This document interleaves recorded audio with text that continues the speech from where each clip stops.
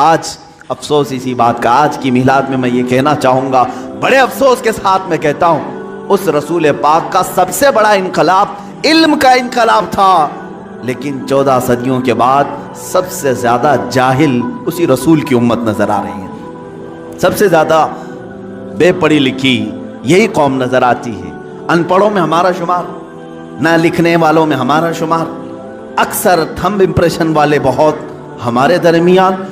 یہ تو امت مسلمہ حضور پاک صلی اللہ تعالیٰ علیہ وسلم کے لائے ہوئے نقش پر نہیں ہے، بلکہ وہاں تو یہ حال تھا کہ باہر یورپ کے لوگ رسول پاک کے شاگردوں کو دیکھ کر فخر کرتے تھے، وہاں کا ہر بچہ لکھنا پڑھنا جانتا ہے۔ یورپ میں تو صرف بادشاہوں کے بچے لکھنا پڑھنا جانتے تھے، عام لوگوں کا تو تعلیم کا حق بھی نہیں تھا، جو رائٹس آف ایجوکیشن ہوتا ہے یورپ میں یہ تھا ہی نہیں، وہاں صرف اور صرف مالداروں کے پاس تھا۔ رسول پاک صلی اللہ علیہ وسلم نے ہر گھر کو تعلیم حاصل کرنے کا حق دیا، بلکہ یوں فرمایا طلب العلم فریضۃ علی کل مسلم و مسلمہ، ہر مسلمان مرد اور عورت پر علم کا حاصل کرنا فرض ہے، فرض قرار دیا۔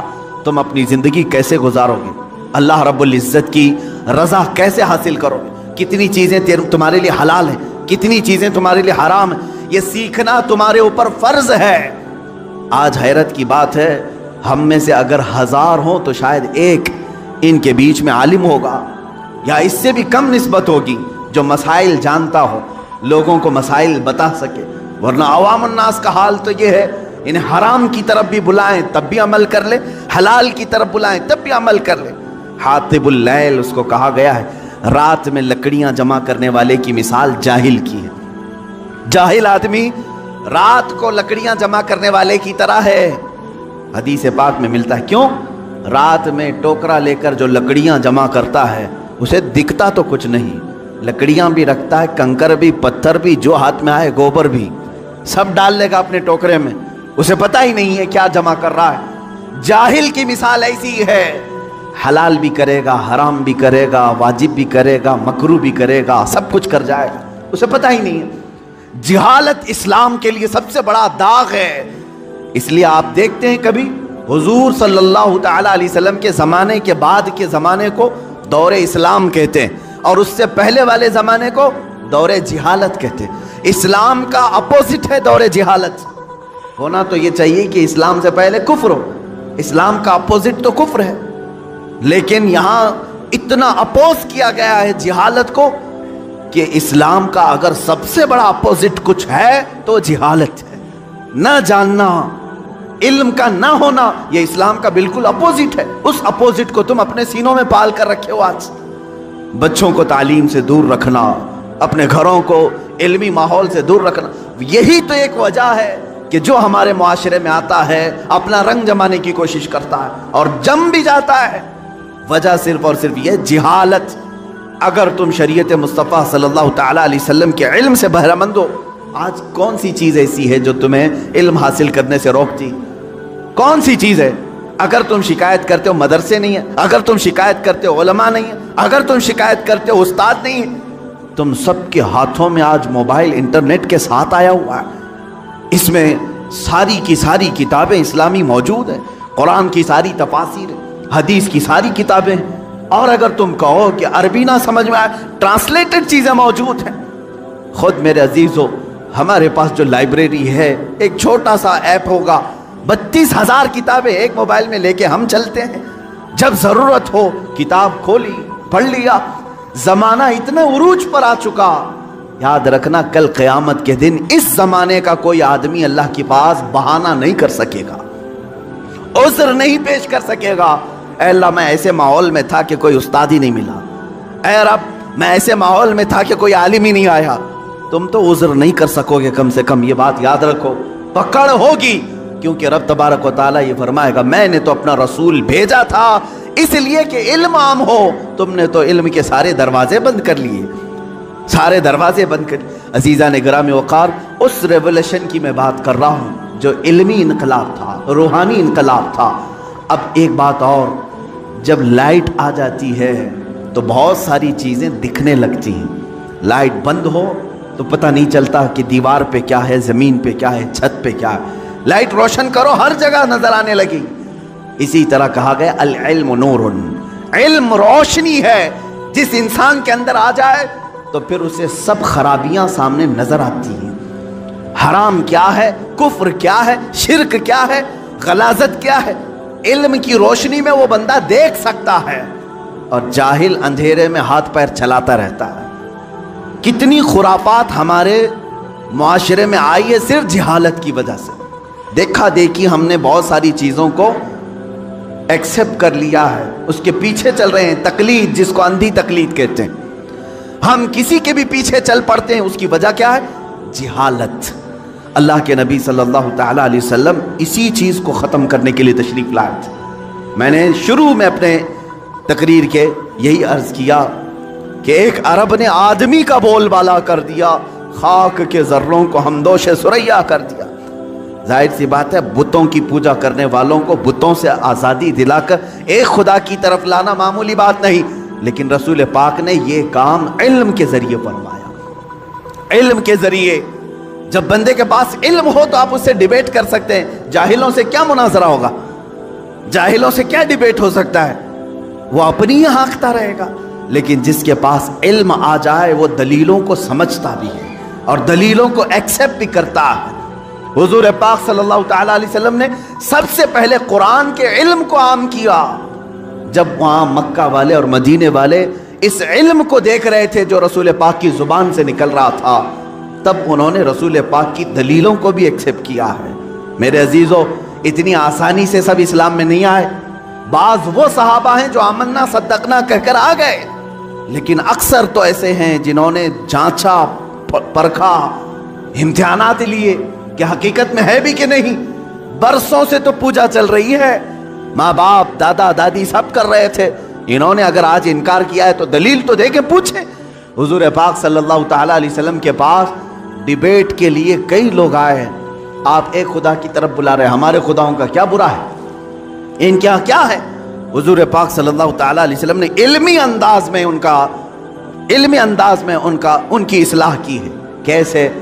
بعض مقامات پر اپنے معجزوں کے ذریعے، بعض مقامات پر اپنے عقلی دلائل کے ذریعے حضور پاک صلی اللہ تعالیٰ علیہ وسلم نے انہیں سمجھایا اور انہوں نے ایکسیپٹ کیا۔ آج اسی بات کی ضرورت ہے، جب تم علم سے کورے ہو تو دوسرے کو کیا اسلام دے سکو گے؟ دوسرے کو اسلام کی طرف کیسے بلا سکو گے؟ ہمارے ہاں اکثر لوگوں کے ہاں مٹکے خالی ہیں، گھڑے خالی ہیں، اور جو دشمن اسلام ہے وہ سمجھتا ہے ان کی زبانوں سے صرف جہالت نکلے گی اور کچھ نہیں۔ علمی طریقے سے رد ہو تو آج بھی دلائل کے سامنے دنیا مجبور نظر آئے گی، مجبور ہوگی۔ عزیزان گرامی وقار، میں رسول پاک صلی اللہ تعالیٰ علیہ وسلم کے اس ریولیشن کو چاہتا ہوں کہ آپ روح کا انقلاب لے آؤ، روح کی تبدیلی لے آؤ۔ چہرے بدل لینے سے کچھ نہیں ہوتا۔ بعض لوگ داڑیاں تو رکھ لیے لیکن ان کے روح کی گندگی جا نہ سکی۔ بعض لوگ امامے اور لباس تو صاف کر لیے لیکن اندر کے برے کرتوت جا نہ سکے۔ یہ ایسی ہی ہے جیسے کسی کنویں میں کتا مرا پڑا ہے، آپ نے پانی تو پورا خالی کر دیا، مرے ہوئے کتے کو اسی میں چھوڑ دیا، تو پھر جب پانی آئے گا اس کتے کی مرے ہوئی بدبو آتی رہے گی۔ یہاں لباس تبدیل کرنا، صرف داڑھی رکھ لینا، صرف امامہ پہن لینا یا صرف ظاہر کو سنبھال لینا اسلام کا یہ تقاضا نہیں، بلکہ اپنے اندر موجود جو غلاظتیں ہیں، جو حرام کی خواہش کرتی ہے، جو تمہارا نفس برائیوں کی طرف توجہ کرتا ہے، اس چیز کو پہلے صاف کریں، پھر آپ جسم پر کچھ بھی کپڑا رکھیں، اللہ رب العزت تمہارے زبان پر اثر پیدا کرے گا۔ اس لیے کہ اب یہ بات زبان سے نہیں دل سے نکلے گی۔ آپ روح کی تبدیلی کی طرف توجہ کریں، روح کی تبدیلی۔ اسی لیے میرے آقا صلی اللہ تعالیٰ علیہ وسلم نے جن لوگوں کو مسیحا بنایا، شاعر نے یہی کہا ہے، خود نہ تھے جو راہ پہ اوروں کے ہادی بن گئے، کیا نظر تھی جس نے کہ مردوں کو مسیحا کر دیا۔ میرے آقا صلی اللہ تعالیٰ علیہ وسلم نے ان کو مسیحا بنایا۔ بعض صحابہ ایسے ہیں، ایک سفر پر ہیں، کہتے ہیں ایک آدمی پیٹ کے درد سے تڑپ رہا تھا، صحابہ کو یہ خبر نہیں تھی کہ کیا کیا جائے۔ ایک صحابی آگے بڑھے، انہوں نے کچھ پڑھا، اس پر پھونک دیا، اس کو پیٹ کا درد چلا گیا، ختم ہی ہو گیا۔ صحیح ہو گیا۔ سارے صحابہ نے پوچھا کہ تو کیا حکیم ہے، تو کیا معالج ہے، طبیب ہے، کیا کیا تو نے؟ اس صحابی نے کہا مجھے کچھ سمجھ میں نہیں آ رہا تھا، یہ بڑی تکلیف میں تھا، جس کے ہاں یہ لوگ مہمان تھے، میں نے سورہ فاتحہ کی تلاوت کی اور اس پر پھونک دیا، اس کا پیٹ صحیح ہو گیا۔ لیکن صحابہ ہر چیز کو اس طرح سے نہیں لے لیتے تھے۔ سارے صحابہ ان کے اوپر جرح کرنے لگے، یہ کام کیا تجھے رسول اللہ نے کرنے کا حکم دیا تھا یا خود سے کیا؟ اس صحابی نے کہا نہیں، حضور نے تو ایسا کچھ کہا نہیں، میں نے خود کیا۔ پکڑ کر لے چلے حضور کی بارگاہ۔ کیا قرآن کی آیتیں پڑھ کر کسی پر پھونک مار سکتے ہیں کہ نہیں؟ یہیں سے، اس حدیث سے ہی ثابت ہوتا ہے کہ ہم جو بزرگان دین کے پاس دم کرانے کے لیے جاتے ہیں، وہ صحابہ آئے، کہا اے اللہ کے نبی صلی اللہ علیہ وسلم، آپ کے اس صحابی نے آج ایک عجیب و غریب عمل کیا۔ کہا کیا کیا؟ ایک شخص کا پیٹ شدت سے درد کر رہا تھا، انہوں نے سورہ فاتحہ پڑھ کر کے اس پر دم کر دیا۔ حضور مسکرائے اور فرمایا کیا تمہیں معلوم نہیں سورہ فاتحہ کا ایک نام سورہ شفا بھی ہے؟ سورہ فاتحہ کا ایک نام سورہ شفا بھی ہے۔ میرے صحابی نے جو کیا بالکل صحیح کیا۔ عزیزان گرامی وقار، سورہ فاتحہ آپ بھی پڑھے ہیں، بہت سارے لوگ پڑھیں، پھونک ماریں، کتنوں کا درد جائے گا۔ یہاں کیا ہے؟ زبان کی تاثیر ہے۔ جب دل اندر سے پاک ہو، زبان سے جو نکلے وہ اثر رکھتا ہے۔ محبوب الہی کے پاس ایک شخص آیا، اس نے اپنی بچیوں کی شادیوں کی شکایت کی کہ گھر میں کچھ بھی نہیں ہے، مال کچھ نہیں ہے، آپ کچھ رحم فرمائیں۔ انہوں نے 2-3 ڈھیلے اٹھائے اور 3 بار قل هو اللہ احد پڑھ کر کے دیا، اس کے ہاتھ میں دیا۔ تو بندہ کہتا ہے میں گھر لے کر گیا، وہ ڈھیلے تو دیکھا وہ سونے کے تھے، سونے کے تھے، گولڈ تھے۔ میں نے بیچا، شادی کی، لیکن فارمولہ تو مل گیا تھا۔ اس نے بھی اپنے گھر میں ڈھیلے اٹھائے اور قل هو اللہ پڑھنے لگا، 1000 بار پڑھ لیا، ڈھیلا تو ڈھیلا ہی تھا، کچھ نہیں ہوا۔ دوسرے دن وہ آیا محبوب الہی کے پاس، کہا آپ نے اس دن مجھے جو دیا تھا کیا پڑھ کے دیا تھا؟ کہا قل هو اللہ پڑھ کے دیا تھا۔ کہا میں کتنی مرتبہ آپ نے پڑھا تھا شیخ محترم؟ محبوب الہی نے کہا 3 بار پڑھا تھا۔ کہا میں 1000 بار پڑھا، ڈھیلا بدلا ہی نہیں، ڈھیلا بدلا ہی نہیں، ویسے ہی ہے۔ محبوب الہی نے فرمایا جا پہلے اپنی روح بدل لے، ہر چیز بدل جائے، اپنا دل بدل لے، اللہ تیری زبان سے ہر چیز کو بدل دے گا۔ آپ کی تاثیر جو ختم ہوگی تو روح کے بدلنے سے، آپ نے اپنی روح کو اور اپنے قلب کو غلاظتوں میں اگر رکھا ہے تو زبان کی تاثیر ختم ہو جاتی۔ حضرت سیدنا سلیمان جزولی رحمۃ اللہ تعالی جو دلائل الخیرات شریف کے مصنف، وہ کہتے ہیں درودوں کا مجموعہ انہوں نے لکھا ہے، کتاب لکھی ہے۔ ہم سفر پر تھے، عصر کی نماز کا وقت تھا، ٹائم ختم ہو رہا تھا، کنواں قریب میں تھا، وضو کرنے کے لیے، پانی نکالنے کے لیے کوئی چیز نہیں تھی، ہم پریشان تھے ساتھی لوگ۔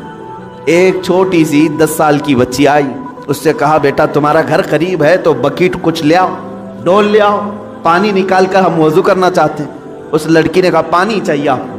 وہ گئی اس کنویں کے پاس کھڑی ہو کر اپنا تھوک ڈال دی، تھوک دیا اس نے، اور پانی جوش مار کر اوپر آیا۔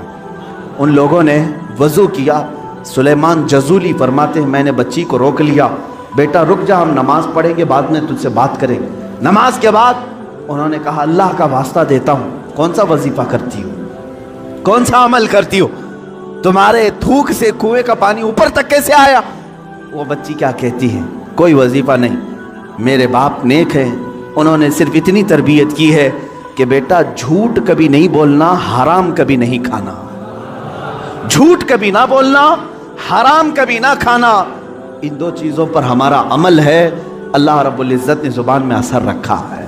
عزیزان گرامی، یہ کرامات کی دنیا ہے، لیکن میں آپ سے یہ کہوں گا کرامات بعض اولیاء کو دی گئی ہیں، ہر ایک کے لیے نہیں، لیکن تمہارے لیے سب سے بڑی کرامت یہ ہے کہ کنویں کا پانی باہر آ جائے، سمندر کا پانی ہٹ جائے، یہ کرامات الگ ہیں۔